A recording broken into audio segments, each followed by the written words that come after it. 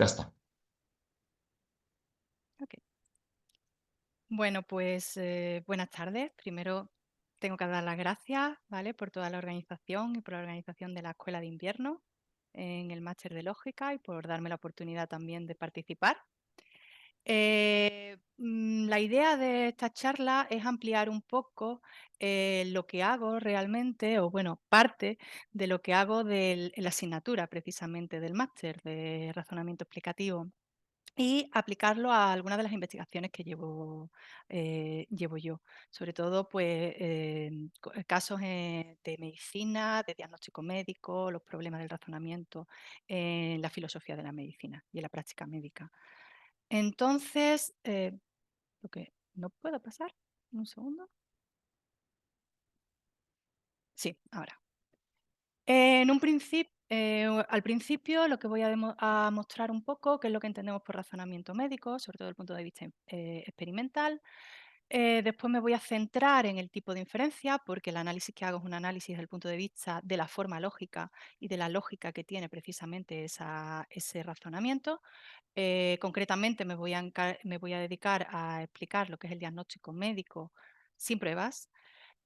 Vamos a ver cómo funciona el razonamiento médico desde un punto de vista de razonamiento experimental y al final pues os mostraré un caso bastante claro de este diagnóstico y cómo llega a funcionar de diagnósticos médicos acadios.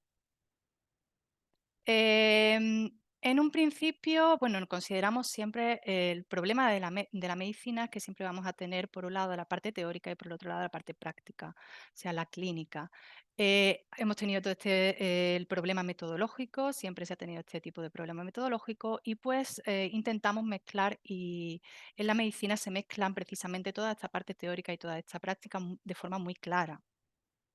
Lo que hacemos en los diagnósticos y el razonamiento médico es que tratamos de explicar lo que desencadena el proceso de lo que no es un estado de bienestar. Entonces, enviamos una hipótesis a pruebas clínicas. El caso es que estas pruebas clínicas, estos test empíricos, realmente son las bases fundamentales de esta medicina moderna. De hecho, hablamos de la medicina como medicine-based medicine, evidence-based medicine, o sea, medicina basada en la evidencia. Sin embargo, lo que voy a proponer aquí es precisamente en los casos en los que no tenemos estas pruebas clínicas. Y la pregunta es, ¿seguimos estando en estos casos en un razonamiento experimental? ¿Y qué tipo de inferencia es la que estamos utilizando en estos casos? En estos y en los otros. A ver si realmente hay una diferencia inferencial entre los casos que tenemos las pruebas médicas y los que no los tenemos. Me enfoco sobre todo en el análisis de este razonamiento médico como práctico, razonamiento práctico, y en la inferencia, cuando no hacemos las pruebas médicas, que es lo que estaba indicando hace un momento, y lo que queremos analizar es si estos casos, que es bastante curiosos, podemos hablar de que en estos casos, y podemos hablar que en estos casos estamos todavía en un razonamiento experimental, es decir, qué es lo que consideramos ese razonamiento experimental en medicina, y si los casos en los que no tenemos las pruebas médicas sigue siendo un razonamiento experimental y si tenemos distintos tipos de inferencia desde un punto de vista lógico. Vamos a considerar, de forma muy amplia, tenemos dos tipos de diagnóstico médico. El primer diagnóstico es el diagnóstico que hacemos mediante inducción probabilística. No me voy a meter en este tipo de diagnóstico. Y al que sí voy a tratar es el diagnóstico de tipo causal. ¿Vale? Tenemos para una diagnosis etiológica. El doctor lo que hace es generar una hipótesis y prueba esa hipótesis. Si el problema no se resuelve, se genera una hipótesis nueva. Normalmente se asocia con un método hipotético deductivo, pero como os iré explicando y es lo que pretendo mostrar aquí, no es realmente tal método hipotético deductivo, sino que tenemos otro tipo de inferencias que forman parte de esta metodología médica. Normalmente hablamos de un diagnóstico médico, si tenemos los signos y síntomas, no me voy a meter en la diferenciación de estos signos o síntomas desde el punto de vista de filosofía de la medicina, voy a tratar todo en conjunto. Es que vamos a tener, por ejemplo, una fiebre, temblores, tos, dolor en el pecho, dificultad para respirar. Entonces lo que tenemos es una posible enfermedad que podemos considerar que es posible que sea neumonía. Entonces, si el paciente está afectado por la neumonía, tendrá fiebre, temblores, tos, dolor en el pecho, dificultad para respirar. El paciente X está afectado por neumonía, entonces el paciente X tiene los síntomas que hemos mencionado anteriormente. En un esquema de argumentos muy simple, vamos a representar esta inferencia como una inferencia correcta y es una inferencia deductiva, es decir, tenemos esquematizándolo en lógica proposicional, tenemos un modus ponens, tenemos alfa, entonces beta, tendríamos un alfa y después llegaríamos a un beta. El caso es que nuestro diagnóstico médico es el siguiente, es decir, no se correspondería con una estructura de un modus ponens o una estructura clásica, que es lo que acabo de explicar antes, sino que el paciente aquí lo que tendríamos es que está afectado por la neumonía, tendrá fiebre, temblores, tos, dolor en el pecho y dificultad para respirar. El paciente X tiene los signos, síntomas, fiebre, temblores, tos, el dolor en el pecho y dificultad para respirar. Por lo tanto, nuestra conclusión sería que el paciente X está afectado por neumonía. Si lo que hacemos exactamente de la misma forma, intentar exponerlo mediante una implicación y con unas proposiciones básicas, tendríamos un alfa, entonces beta, tendríamos un beta y después tendríamos un alfa. Evidentemente, este esquema de argumentos es un esquema de argumento no válido, una lógica clásica y una lógica deductiva. Entonces, representa lo que se ha llamado la falacia de afirmación del consecuente, que ya lo tenemos desde Aristóteles. Parece una inferencia deductiva correcta, pero no lo es. Por ejemplo, el paciente puede tener, pues en este caso, si hablábamos de neumonía, pues puede llegar a tener tuberculosis y tiene igualmente los mismos signos, es decir, no cumple todas las características que tiene una inferencia deductiva correcta. Es decir, no vamos a tener el mismo criterio de validez. Esto se ha considerado que es la afirmación del consecuente, la falacia de afirmación del consecuente. Sin embargo, nuestro diagnóstico va más allá de esta falacia y realmente lo que planteamos en esta estructura diagnóstica no es una falacia como tal, sino lo que llamamos el diagnóstico una inferencia abductiva. El caso es que muchas veces esa inferencia aductiva se confunde con esta falacia y es mucho más fácil interpretar una abducción con una falacia de afirmación del consecuente, que dentro de lo que cabe podemos tener unas estructuras claras, que realmente meternos en el problema inferencial de lo que es una inferencia abductiva. Y sobre todo el problema de su validez, criterio de validez. Tenemos que la abducción, a autores que determinan o que consideran también que esa abducción va más allá de esa inferencia esta de afirmación del consecuente de Aristóteles. Tenemos a Woods, que lo que dice es que es una sorpresa entendida en términos de problema de ignorancia, que actúa como cognitivamente irritante y desencadena la respuesta cognitiva de un agente. Tenemos una pregunta Q y una proposición alfa, que sería su respuesta. El agente no tiene alfa y tiene un problema de ignorancia. Aquí lo que vamos a tener son tres posibles soluciones. Tenemos en la subduance, que bueno, yo la traducido por superación, algún sometimiento en algún sitio, no sé exactamente cómo podríamos llegar a traducirla, pero bueno, el caso es que una vez que te encuentras con ese problema de ignorancia, te aparece un nuevo conocimiento, entonces no necesitas hacer ningún tipo de abducción. Después tenemos una rendición, y mira, esto yo no puedo con este problema, me rindo. Y la tercera posibilidad sería lo que llamamos la inducción, es decir, voy a lanzar una hipótesis para que esa hipótesis me lleve a una nueva acción. Por ejemplo, autores como Bellucci y Pietarinen, recordando la carta de Lady Welby de Peirce, hablan de la abducción como reasoning from surprise to inquiry. Es decir, llegamos de una sorpresa, de un problema cognitivo y, a lo que obtenemos es una pregunta como tal. Estas características, más otras características que expondré precisamente en el modelo Caballé-Wood, no solamente determinan que no estamos ante una inferencia, una falacia de afirmación del consecuente, sino que además tampoco estamos en una abducción como inferencia a la mejor explicación. Es decir, la abducción como inferencia a la mejor explicación, si consideramos la abducción como inferencia a la mejor explicación, no estamos más que supeditando una abducción a una inducción. Si realmente lo que queremos hacer es proponer un tipo diferente de inferencia, no puede llegar a ser, no podemos tener ni los mismos criterios de validez de una deducción, que los tenemos, es decir, monotonía, etcétera, ni podemos llegar a tener los mismos criterios de una inducción. Y considerar la abducción como inferencia la mejor explicación implica que ya tengamos todas esas explicaciones. Y en la abducción no tenemos esas explicaciones, por lo tanto no puede ser una inferencia que nos lleve a la mejor explicación, porque las explicaciones no las tenemos en el principio de nuestra estructura, de nuestra inferencia. De hecho, esto, por ejemplo, son argumentos de Íntica. El modelo Gabay-Wood yo considero que es uno de los modelos que determina o por lo menos nos ofrece muchísimos aspectos de la abducción que de- desde un punto de vista lógico son muy importantes, muy difícil de formalizar, pero muy importantes. Es que tenemos que se empieza con una sorpresa, desencadena la inferencia aductiva, tal y como lo estaba diciendo antes. Después tenemos el segundo paso. A ver, no es una formalización, es una especie de esquema.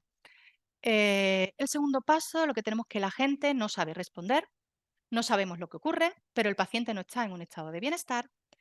El tercero es el doctor no puede derivar nada de su conocimiento actual que responda a la pregunta. Nuestro cuarto aspecto es que la hipótesis H no va a pertenecer a nuestra base de conocimientos K. El 5 es que la hipótesis H no pertenece al sucesor del conocimiento de la base al sucesor de nuestra base de conocimientos, es decir, no podemos llegar a deducir de alguna forma nuestra hipótesis de nuestra base de conocimientos.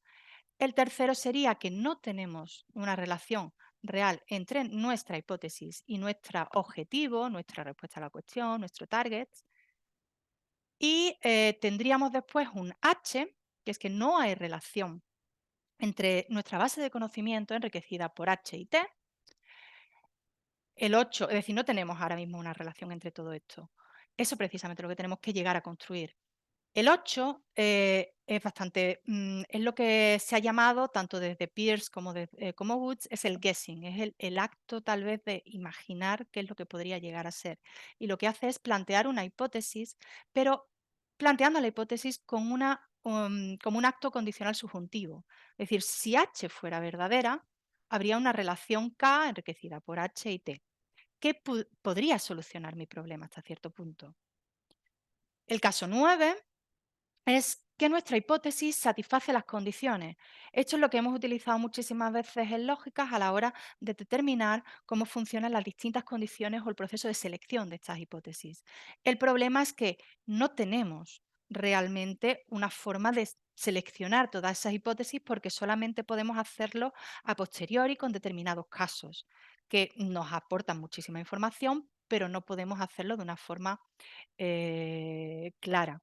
Entonces, es cierto que tiene que satisfacer ciertas condiciones como consistencia, minimalidad, plausibilidad. De hecho, hay muchos estudios muy importantes en este caso, eh, pero no tenemos ninguna forma de hacerlo por completo.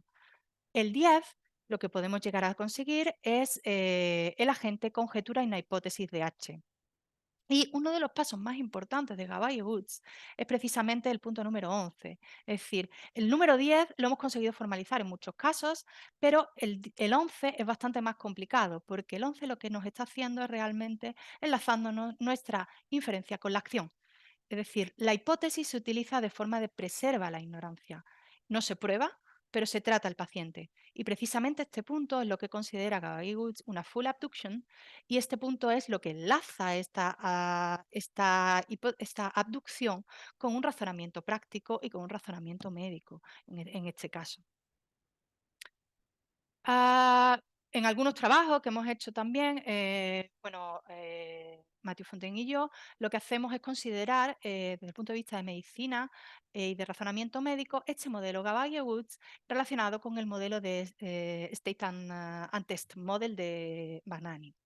Porque lo que hacemos en un razonamiento médico es que seguimos un ciclo que va de abducción a deducción-inducción, siguiendo el modelo ST, y dentro de este ciclo de abducción, deducción e inducción, pues van intercalándose distintos pasos y los pasos abductivos forman el modelo Gabay-Woods. Esto está anclado en una teoría de las tres inferencias necesarias en la filosofía de la ciencia a la Peirce, realmente, que ya teníamos anclado en unas teorías muy persianas.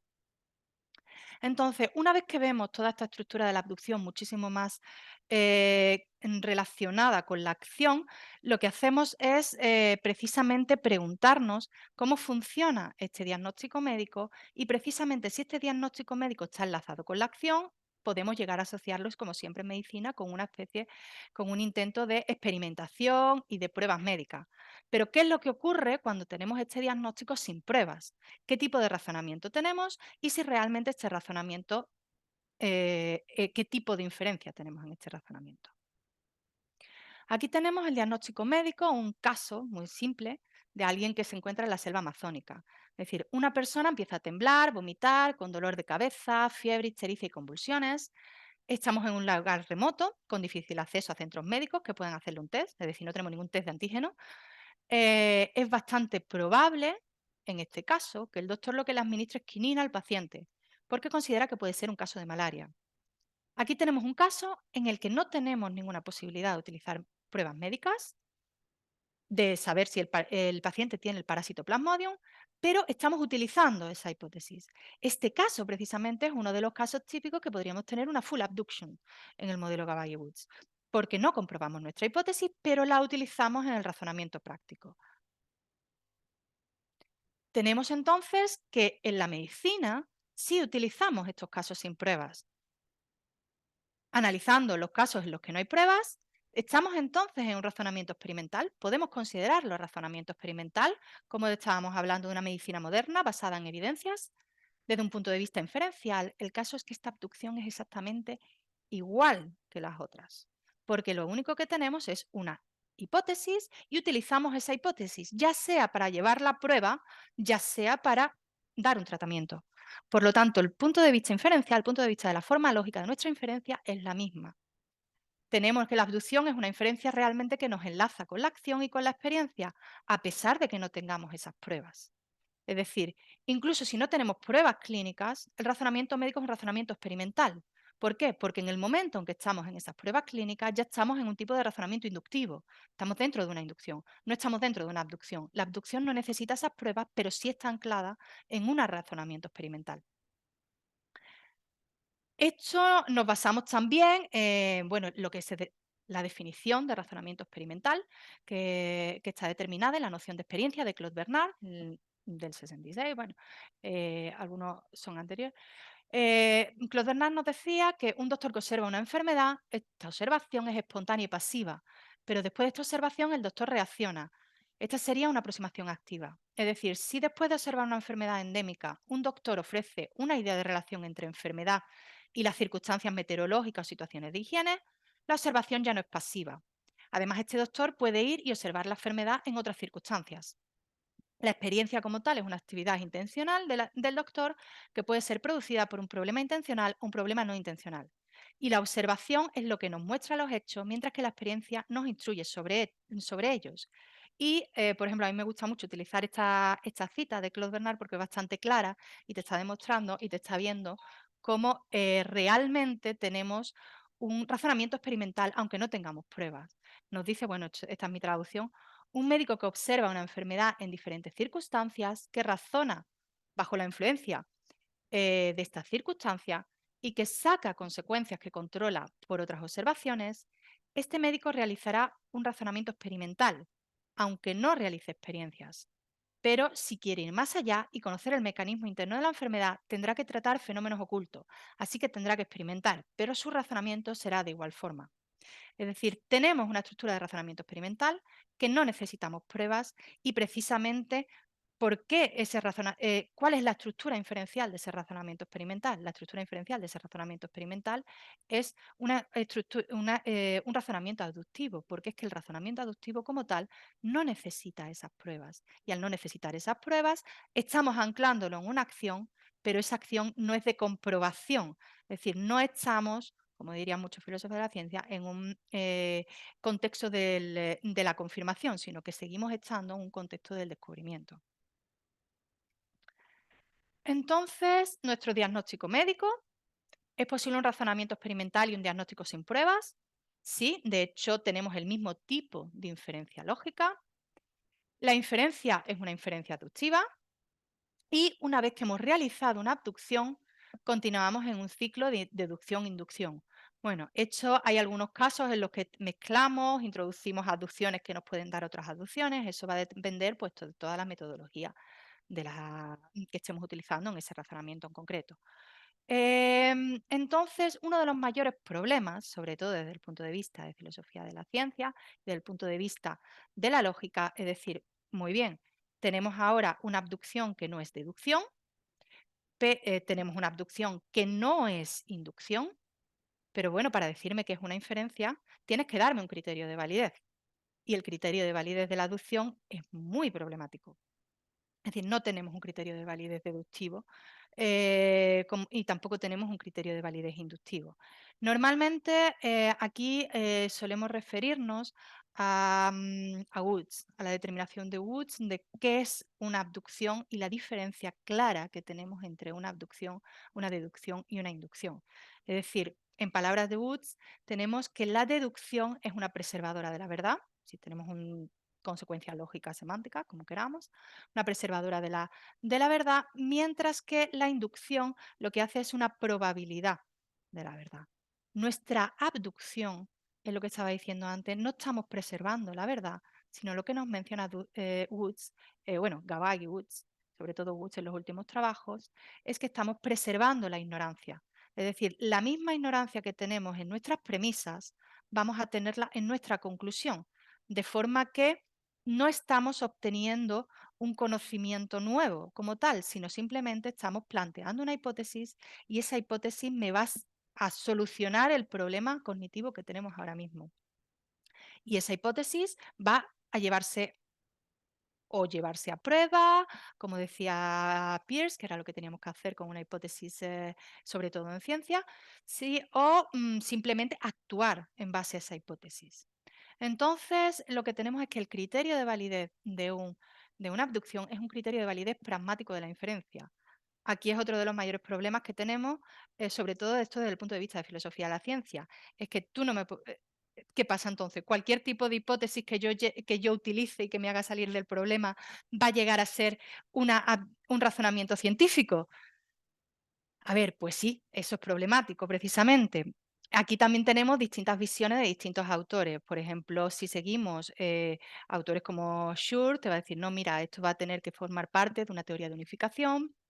Yo personalmente he trabajado, o bueno, con Matthew lo que determinamos es que depende del poder de predicción que tenga esa hipótesis, pero sí, el criterio de validez es un criterio de validez pragmático hasta cierto punto. Entonces, me sirve una abducción correcta, es una abducción de una hipótesis que utilice, a pesar de que puede llegar a ser totalmente absurda. Pero, es decir, que la hipótesis sea después verdadera o falsa, confirmada o no, no es lo que me va a dar el criterio de mi inferencia. De ahí el problema de que, o por lo menos la cuestión de que los médicos, cuando hacen diagnósticos, no es que estén haciendo errores de razonamiento, sino que tienen pues faltas de información, están tratando con un razonamiento como tal que es retractable. Entonces, pues sí, su abducción es correcta, pero evidentemente eso no significa que tu hipótesis vaya a ser verdadera después, sino simplemente que con lo que teníamos hemos llegado a esto. Ahora después hay conceptos distintos, hay informaciones que pueden ir acercándose a esa hipótesis y entrando a formar parte dentro de mi inferencia, entonces voy a tener que hacer puramente un razonamiento retractable. ¿Vale? Ya podía, la abducción o como cualquier otro tipo de razonamiento retractable. Está dentro de lo que Wood llama también tercera forma del razonamiento. Es decir, que pueden ser pues defensible reasoning, por default, cualquier tipo de razonamiento retractable. O sea que la abducción entraría dentro de eso. Pero eso no significa que estemos haciendo abducciones que no sean correctas.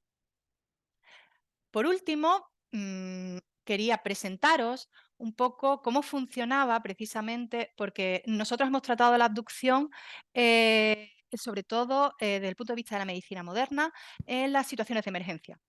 Es decir, pues el mismo caso que podemos tener en un COVID de yo te encierro directamente antes de hacerte ninguna prueba porque no tengo acceso a las pruebas. Estoy utilizando las hipótesis porque son hipótesis arriesgadas y lo que hago es una acción o un tratamiento. Nosotros, a ver, tengo hasta el 45, ¿no? Todavía tengo, sí. Vale. Entonces, nosotros lo hemos utilizado en la medicina moderna, en los diagnósticos médicos modernos, en las situaciones de emergencia, teniendo en cuenta pues también los agentes, la estructura, la importancia de esos agentes, del contexto, desde un punto de vista de un eco-cognitive model también. El caso que os propongo aquí es un caso de medicina antigua. ¿Por qué? Porque precisamente es uno de los casos más claros en los que no vamos a tener pruebas diagnósticas. Eh, en la medicina mesopotámica tenemos sobre todo textos del libro del diagnóstico, que yo trabajo bastante más los textos del libro del diagnóstico, y los textos terapéuticos. Es bastante problemática esta medicina mesopotámica porque los textos han sido traducidos muy recientemente, es decir, tenemos en muchos libros de historia de la ciencia conocimientos de medicina antigua, pero están basados en las primeras traducciones y llegan a decirnos pues barbaridades en los mismos libros de historia de la ciencia. El más conocido, que yo siempre lo comento, es el caso del papiro Ebers de medicina egipcia. Es decir, el papiro Ebers tenemos la primera traducción de Ebel, que era un caso, era un pasaje de acacia. ¿Sabes? La palabra acacia con el determinativo de planta se tradujo por prepucio. Entonces significa que un pasaje de espina de acacia acabó pasando a ser un pasaje de circuncisiones. Y eso, como era la única traducción que teníamos de moderna, pues ha pasado en los libros de historia de la ciencia durante años, hablando del papiro Eber, como que había pues casos de circuncisión. El caso de la medicina mesopotámica es algo similar, no tenemos ese caso tan claro como el papiro Ebers, pero sí tenemos casos bastante discutidos, sobre todo porque los primeros textos del libro del diagnóstico en una lengua moderna, en alemán, salieron en el 2000 por Hessel. Y los siguientes, pues me parece que son del 2023. Por lo tanto, la visión que teníamos de esta medicina es una visión basada en segunda mano en la visión que tenían los griegos de la medicina mesopotámica, no realmente de la visión que tenemos de los textos, no la visión de los textos. Y los textos terapéuticos, pues algo similar también. Los textos pueden ser del 2014 de Skurlock y 2018 de Ulrich. Entonces, empezamos a ver cómo funcionan todos estos diagnósticos y cómo estos diagnósticos y estos textos mesopotámicos si tienen cierto tipo de medicina experimental, cierto tipo de diagnósticos médicos muchísimo más cercanos a una ciencia que lo que creíamos antes, que consideramos que era simplemente magia. Lo que sí está claro es que estos diagnósticos los tenemos sin pruebas. Pero me interesa sobre todo estos diagnósticos sin pruebas porque tenemos la parte de la prognosis, es decir, vamos a tener nuestro diagnóstico, vamos a tener nuestra prognosis y nuestro tratamiento. Y la importancia de la prognosis en la medicina antigua es que es lo que nos ancla también con la acción de la hipótesis aductiva. Es decir, cuando damos una hipótesis de una enfermedad, después damos directamente una prognosis, que sería una deducción o una consecuencia de lo que podría llegar a ser nuestra hipótesis. Y esa prognosis, si es negativa, ya no tenemos tratamiento. Y si es positiva, tenemos tratamiento. Lo que significa que tanto tratarlo como no tratarlo, estamos anclando nuestra inferencia abductiva a la acción. No importa si tengamos o no tengamos pruebas. Esto ya termino con esto. Os presento aquí uno de los textos de Nínive, de la Sur Medical Catalog, y la traducción es de Joan Scurlock. Este es muy característico porque es uno de los pocos textos que tenemos de cirugía mesopotámica. Os lo leo y ya termino. Si una persona que le aqueja una cefalia generalizada, persiste la fiebre en su cuerpo y también hace un fuerte gruñido, esa persona tiene una fisura, fiebre y sudor. Es decir, aquí tenemos todos los síntomas y signos. Después tenemos una supuesta enfermedad, que sería la fisura, fiebre y sudor. Y después lo que tenemos es un tratamiento. Cuando tenemos tratamiento significa que tenemos una prognosis positiva. Tú derramas sobre él y cuenta atrás 3 costillas, hace una abertura en la cuarta costilla con un cuchillo de pedernal. Agua y sangre, se filtran 5 cu de jugo de casu horneados, lo derramas sobre él y tú lo limpias. Una vez más, lo derramas sobre él y lo limpias. Tú lo calientas juntos y lo viertes, haces un instrumento de drenaje de plomo, tú lo ensartas en una tela de lino y lo colocas. Hierves la decocción en jugo de casu, lo conviertes en una masa, si lo vendas con ella debe recuperarse. Aquí tenemos claramente cómo estamos llevando a cabo una más o menos operación, ¿sabes?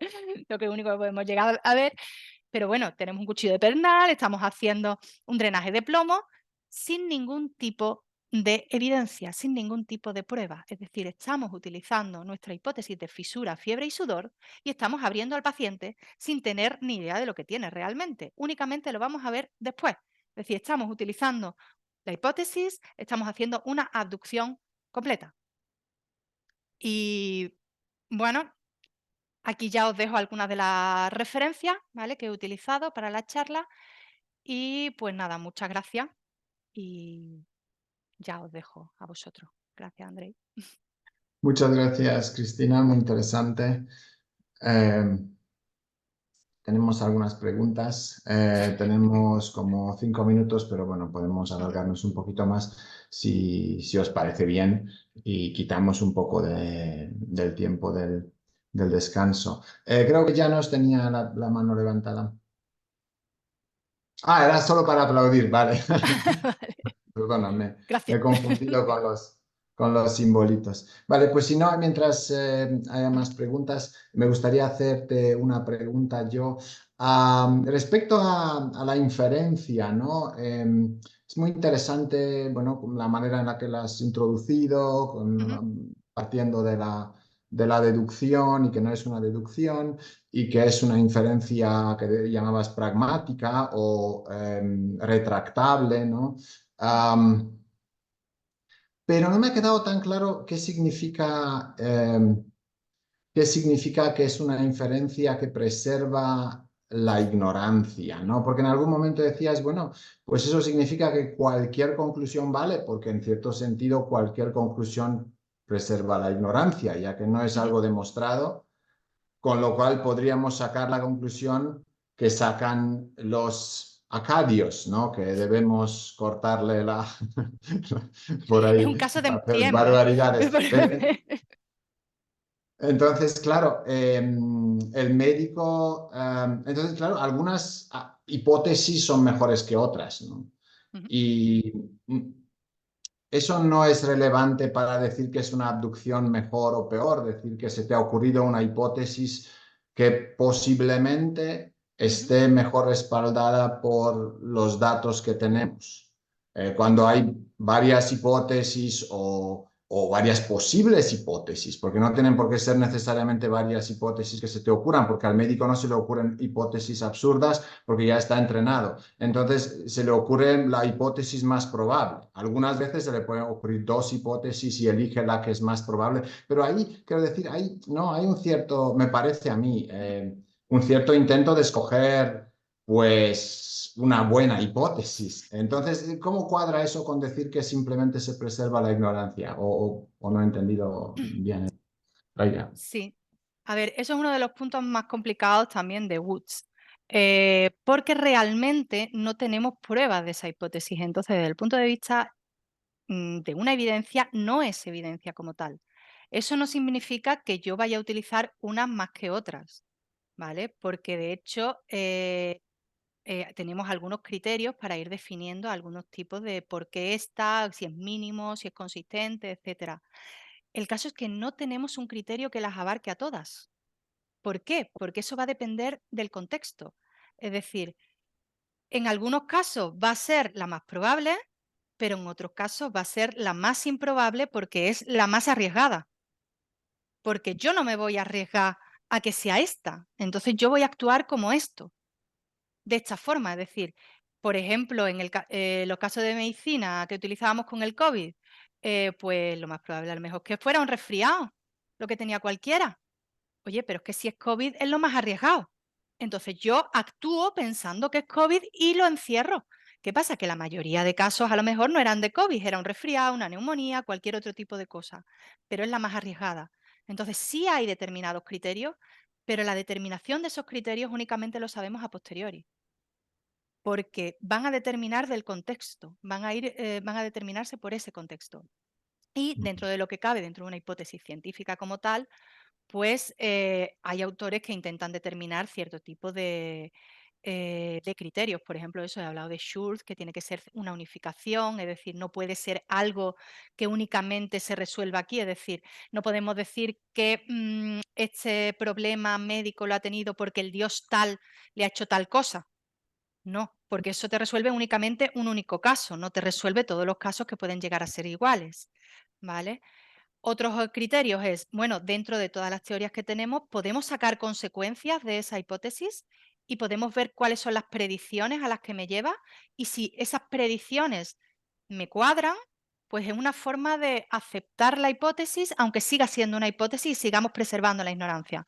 Entonces, en algunos casos, Woods dice, bueno, determinadas hipótesis científicas no es que te estén preservando como tal toda la ignorancia, sino que están mitigando esa ignorancia de alguna forma porque te da un camino, ¿vale? De hecho, en ese tipo de cosas estamos trabajando nosotros también, cómo determinar cómo funciona esa, esa selección de hipótesis. Pero hoy en día, la única forma de seleccionar esas hipótesis que sabemos es a posteriori, porque es tan contextual que no podemos decirlo. Por ejemplo, que tengas malaria en la selva amazónica, pues vale, yo te doy quinina, te curas y yo ya cierro. Sin Ya. embargo, que tengas malaria en Lille, oye, pues mira, ¿cómo ha llegado aquí? Tenemos mosquitos aquí, ¿de dónde viene? Hay que llegar a un problema muchísimo más gordo. Entonces yo no voy a parar ahí, ¿sabes? Entonces la selección de una hipótesis u otra va a depender muchísimo del contexto. Y hasta cierto punto pues tiene que cuadrar y tiene que unificarse y demás. Pero no hay ningún criterio fijo para ello. ¿Sí? No sé si he respondido más o menos. Vale, sí, sí, sí, no. Vamos, Sí, sí, es interesante, sí. Muchas gracias, claro que sí has gracias. respondido. ¿Alguna pregunta más?